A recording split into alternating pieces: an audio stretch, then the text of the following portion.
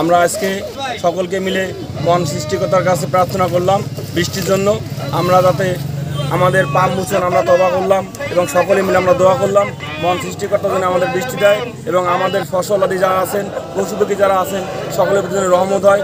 এই জন্য আমরা সকলে মিলে আজকে দেশবাসীর জন্য, সারা বিশ্বের জন্য আমরা দোয়া করলাম যাতে মহান আল্লাহ আমাদেরকে সুস্থ রাখেন, ভালো রাখেন এবং আমাদেরকে সুসম্পন্ন রাখেন। দীর্ঘদিন থেকে বৃষ্টি হয় না, মাটি হাহাকার করছে, পশু পাখিগুলা না খেয়া, পানি না খেয়া নিডাল দিয়ে মারা যাইতেছে। এই জন্য আমরা আজকে দোয়ার আয়োজন করেছি। আল্লাহ মহান রব্বুল আলামিন আমাদেরকে যেন বৃষ্টি দিয়ে ধন্য করেন এবং পশু পাখি, গাছপালা, তরুলতা, মাটি সবার জীবন ফিরে দেন।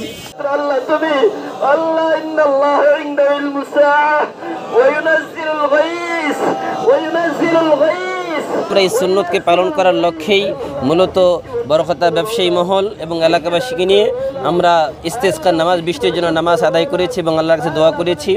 আমরা দেশ এবং জাতি এবং আমাদের এলাকার সবার জন্য দোয়া করেছি।